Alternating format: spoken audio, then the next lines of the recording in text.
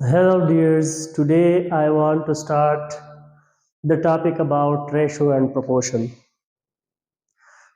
मैंने लाया हुआ है रेशो एंड प्रोपोर्शन के टॉपिक को क्योंकि ये बहुत इम्पोर्टेंट टॉपिक है और बहुत से लोग इस पे कंफ्यूजन का शिकार है कि हमारे पास रेशो क्या है और प्रोपोर्शन क्या है।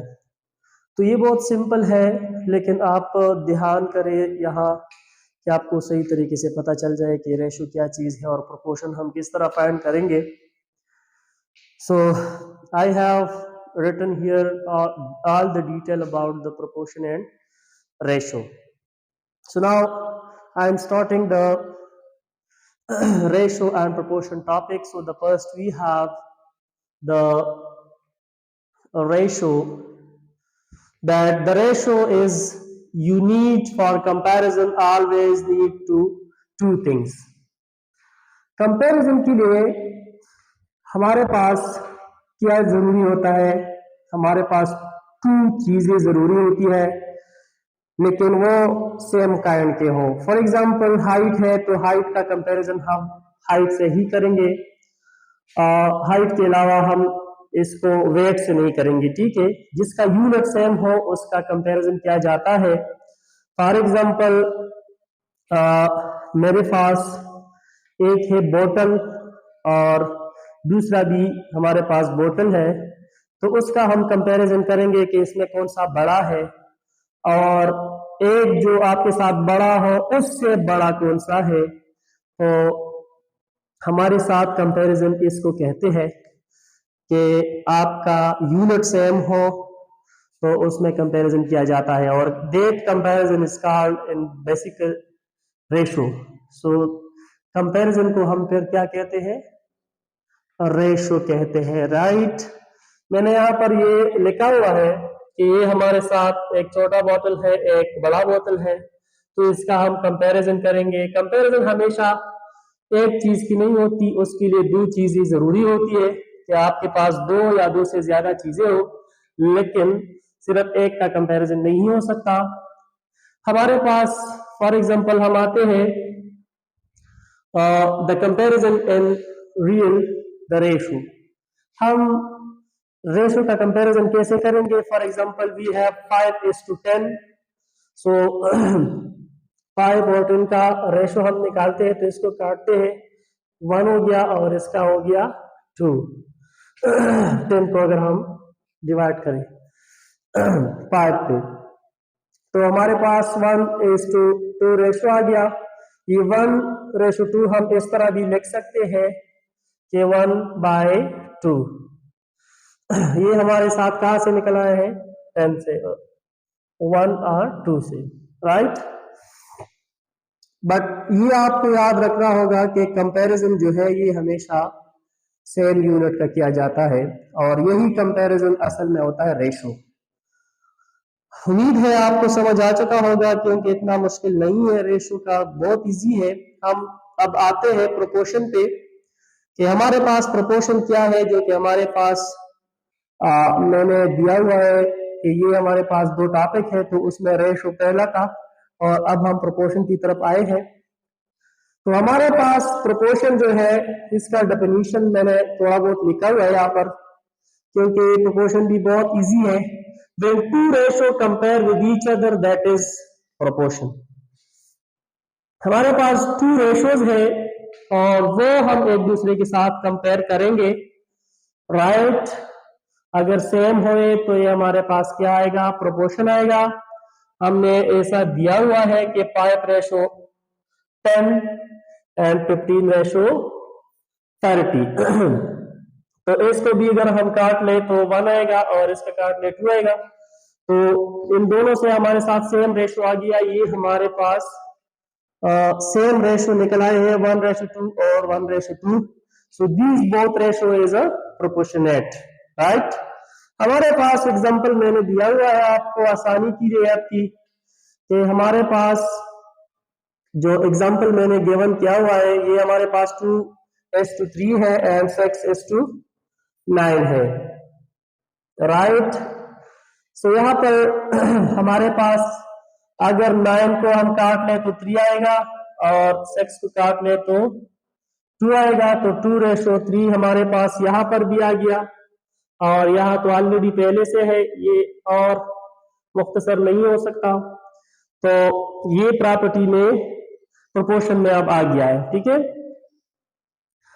ये आपको उम्मीद है समझ आ चुका है। बहुत इजी है, हमने सिंपल प्रोपोर्शन फाइंड करना है, और ये एक तरीका है प्रोपोर्शन का।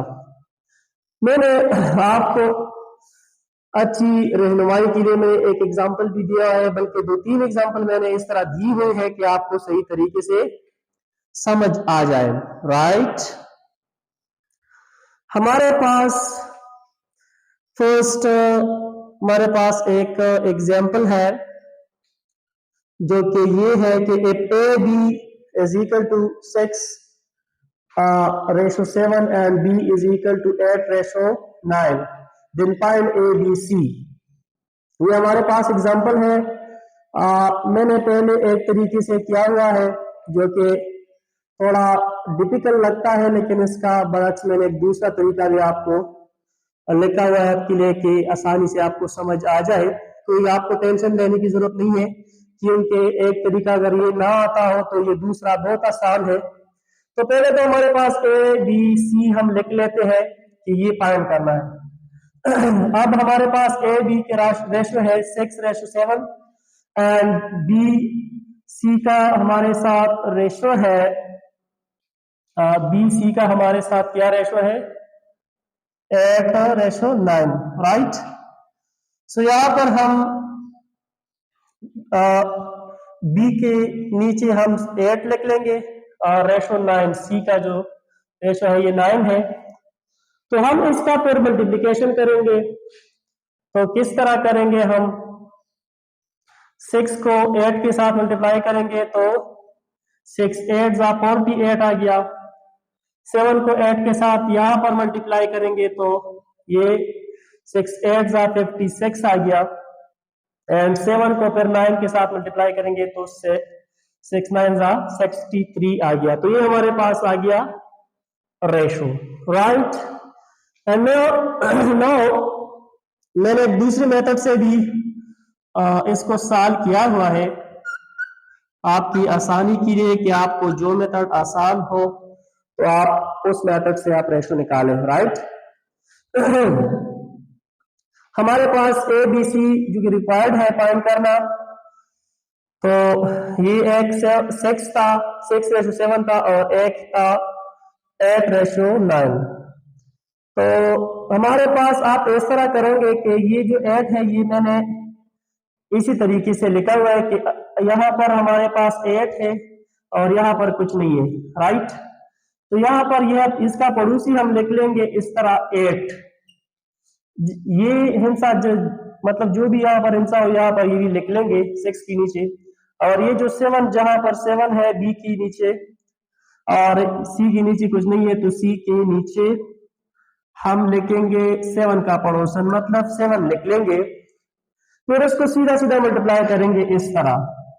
उस तरह अगर तकलीफ होता है कि इस तरह मल्टीप्लाई कि इस तरह, तो वो थोड़ा मुश्किल है, बंदा कंफ्यूज हो जाता है, क्योंकि बच्चे छोटे होते हैं, इसका समझ इतना नहीं आता कि मैंने किस तरह मल्टीप्लिकेशन इसका करना है। तो ये मैंने बहुत इजी किया है। 6 8 के साथ मल्टीप्लाई करें 48 आ जाएगा, क्योंकि सेम इस तरह है। 7 8 हमारे पास वही आएगा 56 आएगा, एंड 7 9 हमारे पास वो भी सेम ही आएगा 63। तो रिजल्ट हमारे पास सेम आया।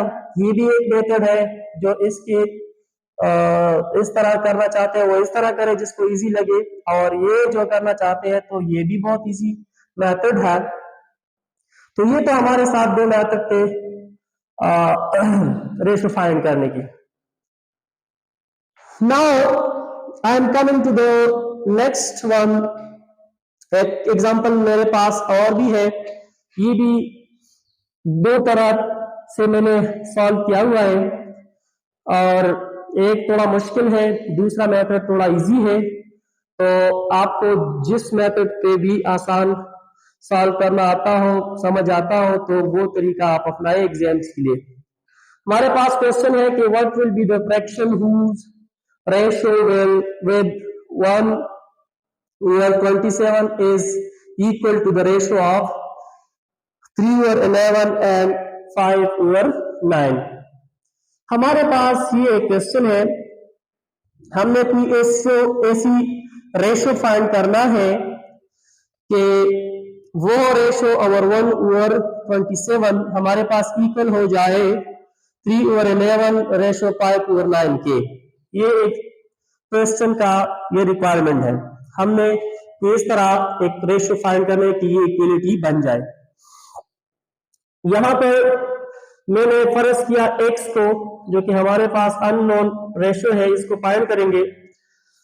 Ratio 1 over 27 is equal to 3 over 11 ratio 5 over 9। हम इसको इस तरह लिख सकते हैं कि x by 1 over 27 and 3 over 11 divide by 5 over 9। तो हम फिर इसके बाद क्या करेंगे, ये थोड़ा ट्रिकी है और आपने इसको जरा समझना है कि ये जो ऊपर वाला 3 है इसको हम क्या करेंगे, जो नीचे वाला 9 है उसके साथ मल्टीप्लाई करेंगे। मतलब इस तरह 3 और 9 मल्टीप्लाई करेंगे, इससे आएगा 27 8 11 जो नीचे है और इसका ऊपर वाला 11 बाय 5, इसको आप मल्टीप्लाई करेंगे। ठीक है, ये थोड़ा ट्रिकी है, आप थोड़ा सा इसको समझ ले, फिर बाद में आसानी होगी। यहाँ पर 11 5 जा 55, राइट। तो ये हो गया। अब यहाँ पर जो इस साइड पे है इसको x और 27 को मल्टीप्लाई करेंगे, 27 ये आ गया, 27x आ गया, और नीचे 1 है तो 1 तो हम लिखते नहीं है, तो 27 डिवाइड बाय, फिर क्या करेंगे, एक स्टेप मैंने जल्दी में किया हुआ है, यहाँ पर ये 27 है तो 27 के साथ मैंने काट लिया है, और यहाँ पर 27 बोथ साइड पे मैंने जो है मल्टीप्लाई किया हुआ है। तो बोथ साइड पे मल्टीप्लिकेशन से ये 27 और ये 27 क्रॉस हो गया, हमारे पास यहाँ पर 1 आ गया और 55 नीचे आ गया, तो x हमारे पास यहाँ पर रह गया है। So x is equal to 1 over 55। हमारे पास रिजल्ट आ गया, यहाँ x का वैल्यू आ गया 1 ओवर 55। हमारे पास ये इक्वेशन बराबर हुआ और ये रेशो हमने फाइंड कर लिया। ये भी एक तरीका है, लेकिन हम इससे जरा इजी तरीके से भी आपको समझाने की कोशिश करेंगे कि हमारे पास इससे इजी तरीका कौन सा होगा। तो हमारे पास यही मैंने एक सेकंड मेथड लिखा हुआ है, इसका यही एग्जांपल है, x को फाइंड करना है, लेकिन यहाँ पर थोड़ा ये सॉल्यूशन जरा चेंज है, मेथड जरा चेंज है, रिजल्ट सेम ही आएगा, आप देख लेना। आप x रेशो 1 ओवर 27 लिख ले और 3 ओवर 11 रेशो 5 ओवर 9 लिख ले। यहां पर आप इस तरह करें कि क्रॉस मल्टीप्लिकेशन करें। क्रॉस मल्टीप्लिकेशन आपने दोनों का कर लिया, तो यहां पर क्रॉस मल्टीप्लिकेशन हमारे साथ आ गया 27x, और 1 जो नीचे आ रहे हैं वो नहीं लिखते, ठीक है। तो 27x हमारे पास यहां से आया इज इक्वल टू, ये क्रॉस मल्टीप्लिकेशन से 3 9 27 आ गया, डिवाइड बाय 5 11 55 आ गया नीचे।